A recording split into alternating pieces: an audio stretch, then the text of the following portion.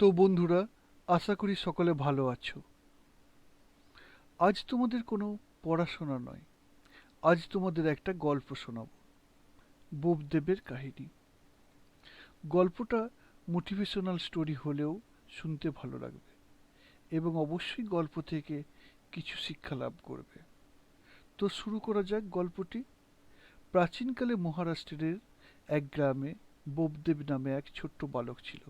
তার পড়াশোনা শুরু করার বয়স হলে তাকে তার পিতা গুরুদেবের আশ্রমে শিক্ষালাভ করতে পাঠালেন।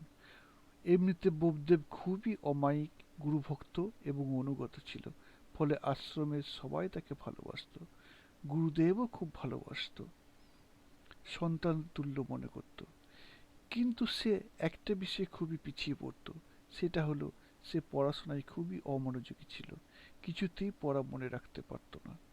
একদিন গুরুদেবও রেগে গিয়ে আশ্রম থেকে বের করে দিলেন বোপদেবকে। মনের দুঃখে ঘুরতে ঘুরতে একটা গ্রামের শেষ প্রান্তে এসে উপস্থিত হলো। সেখানে একটা কুয়ো ছিল। গ্রাম্য রমণীরা কাকে কলসি নিয়ে জল নিতে আসছিল। তারা মাটির কলসিটি কুয়োর পাশে নামিয়ে রেখে বালতি করে কুয়ো থেকে জল তুলে কলসিতে জল ভরছিল।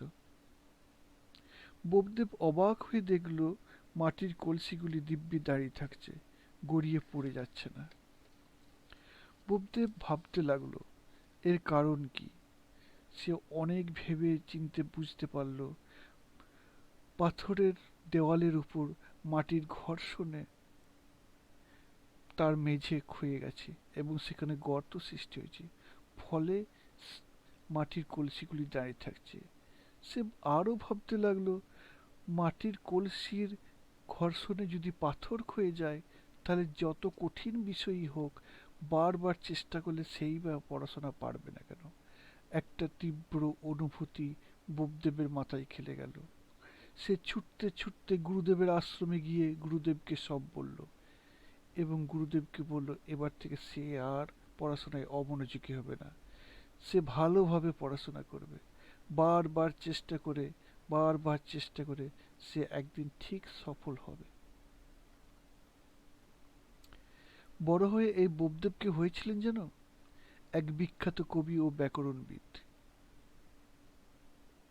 মুগ্ধবোধ নামে সহজে ব্যাকরণ শেখার যে গ্রন্থটি আছে, তার লেখক ছিলেন এই বোপদেব।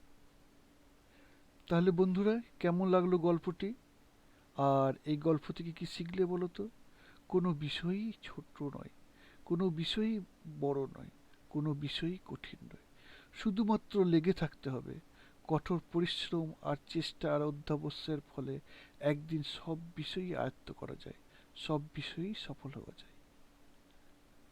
তাহলে আজ এই পর্যন্তই। ভালো থেকো, সুস্থ থেকো, আর অনেক অনেক পড়াশোনা করো। Thank you.